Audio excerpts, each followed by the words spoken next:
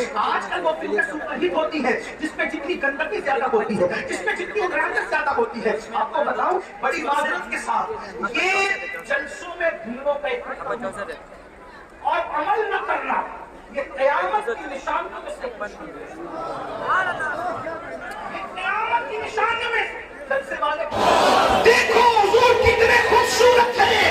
ہوا میں گرا لگانے کی بات نہیں، جنہوں نے دیکھا ہے وہ بتاتے کہ کتنے خوبصورت ہے. شمائل ترمذی کی حدیث ہے، مولائے کائنات سید السادات سیدنا علی مرتضیٰ کہتے ہیں کہ جب میرے نبی دیوار کے سامنے کھڑے ہوتے، توجہ کرنا، اگر آج حسن مصطفیٰ تم نے سن لیا تو جو نعت کے پہلے مطلب میں تم نے دعا کی تھی وہ منزل آپ کے لیے آسان ہو جائے گی. ذرا سنیں، مولائے کائنات کہتے ہیں کہ جب رسول اللہ دیوار کے سامنے کھڑے ہوتے تھے تو دیوار کا عکس مصطفیٰ جان رحمت کے چہرے کے اندر نظر آتا تھا. جیسے آئینے میں عکس دکھتا ہے ویسے نبی کے چہرے میں ہم دیوار کا عکس دیکھتے تھے، ہم چاند کا عکس دیکھتے تھے، ہم سورج کا عکس دیکھتے تھے. صحابہ کہتے ہیں اگر بفرض محال اللہ اپنے نبی پر کوئی معجزہ ظاہر بھی نہ کرتا تو نبی اتنے خوبصورت ہے کہ جو دیکھتا دیکھ کر ہی کلمہ پڑھ کے مسلمان ہوگا.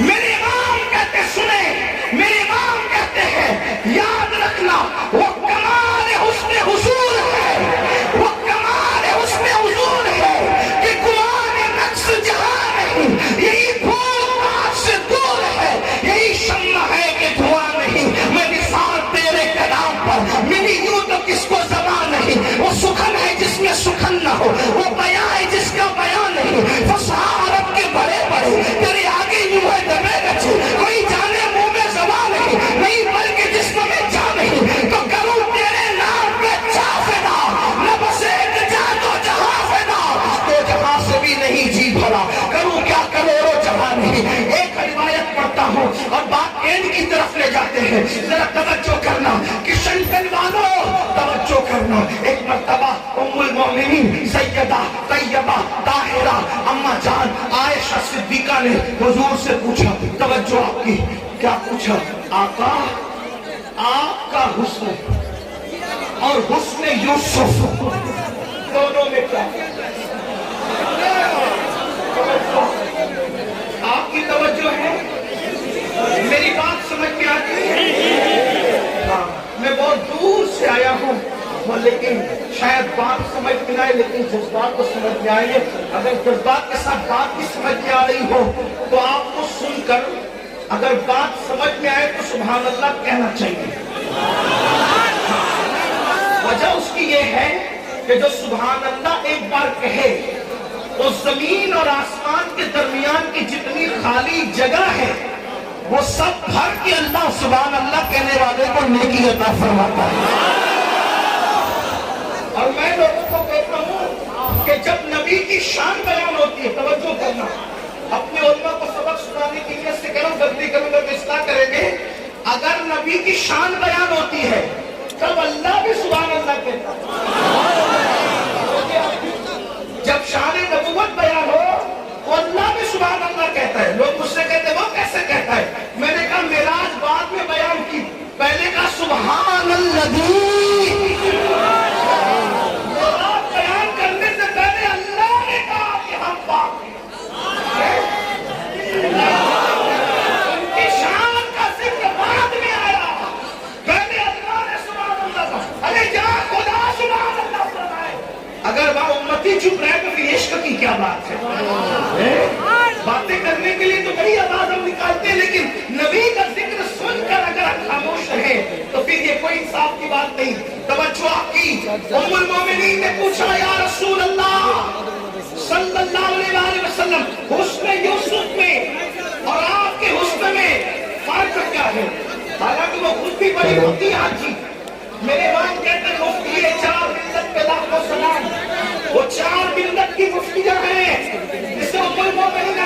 सिद्दीकी का कहा जाता है।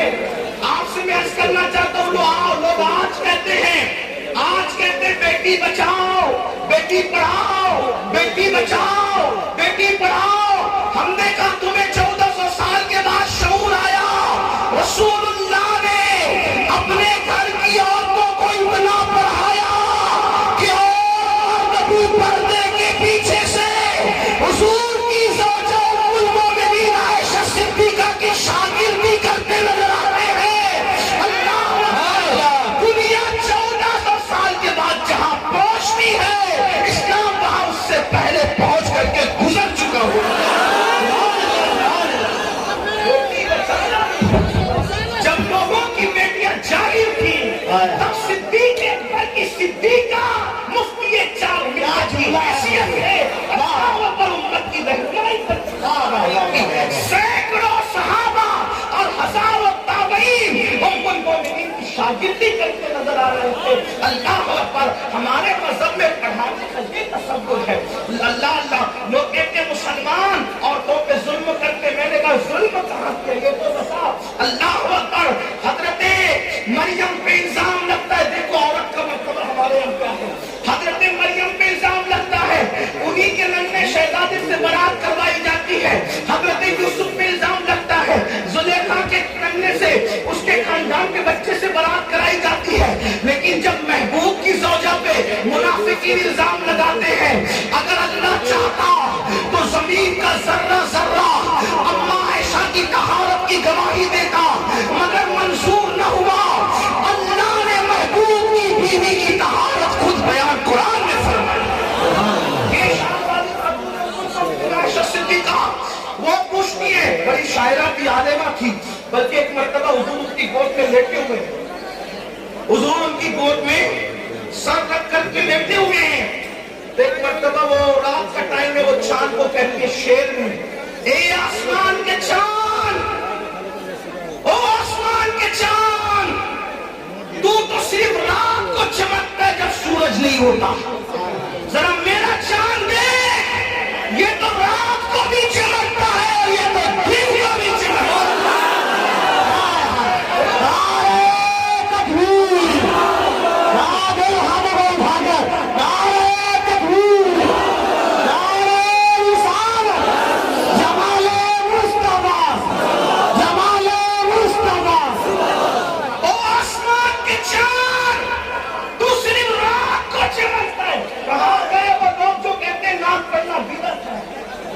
कहाँ गए वो लोग जो कहते नात पढ़ना बिदअत है? अरे नात तो उम्मुल मोमिनीन आयशा सिद्दीका भी पढ़ रही है।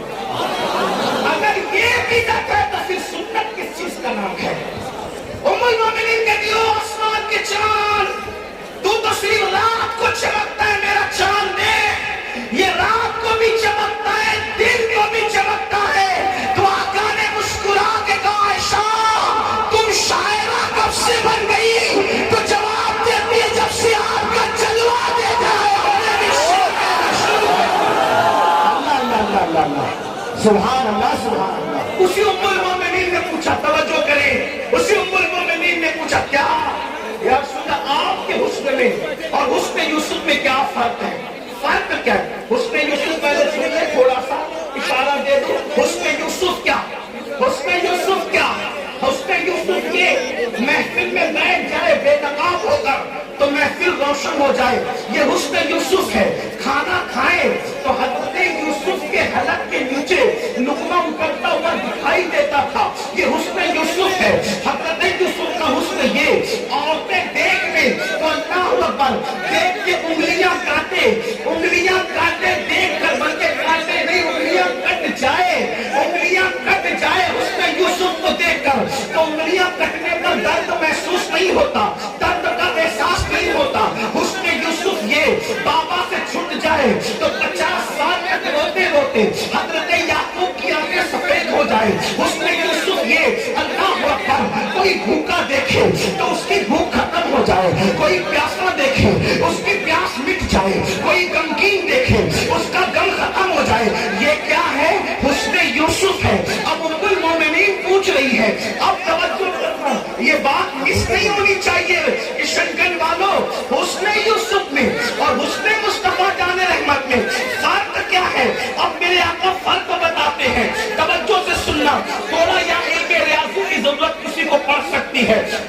فرماتے ہیں عائشہ عائشہ عائشہ میں اللہ نے توجہ اللہ نے اپنے نور سے میرے نور کو پیدا کیا. حسن یوسف اور حسن مصطفیٰ کا فرق دیکھے. کہتے ہیں آقا عائشہ اللہ نے اپنے نور سے میرے نور کو پیدا کیا. اللہ نے اپنے نور سے میرے نور کو پیدا کیا. میں بار بار جملوں کی تکرار اس لیے کر رہا ہوں کہ یہاں پڑھے لکھے بھی ہوں گے اور میری طرح کچھ ان پڑھ بھی آئے ہوں گے تو ان لوگوں کو بھی بات سمجھ میں آ جائے. کیا عائشہ عائشہ اللہ نے اپنے نور سے میرے نور کو پیدا کیا اور پھر فرماتے ہیں اس نور کو اللہ نے جیسا کہ چاہا 10 حصوں میں تقسیم کیا.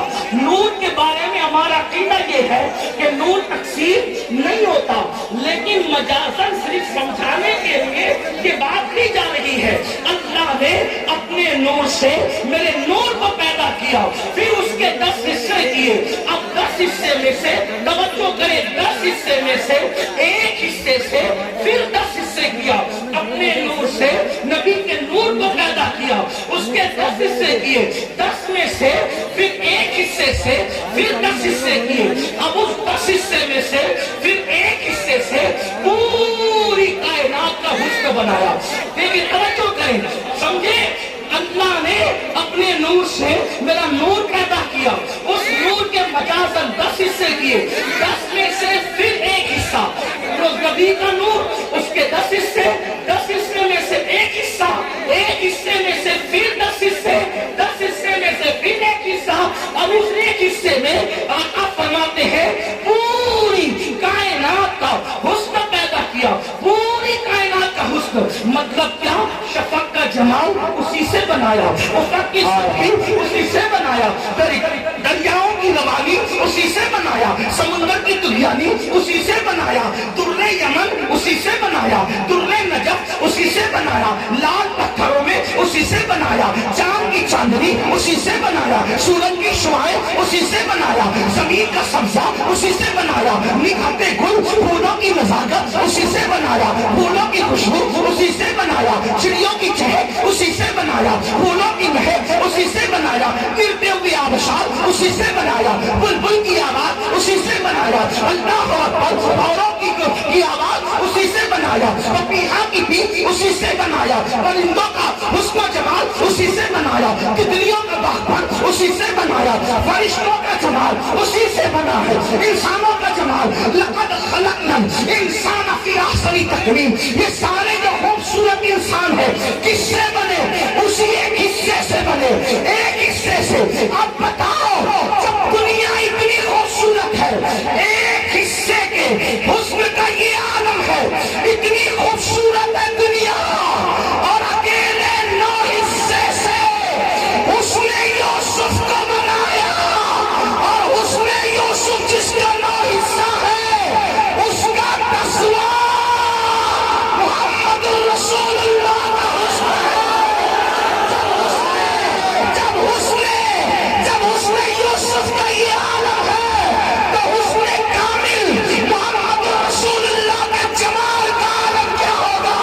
کیا حسن ہے اے سید ابرار تمہارا. کیا حسن ہے اے سید ابرار تمہارا. اللہ بھی ہے طالب دیدار تمہارا.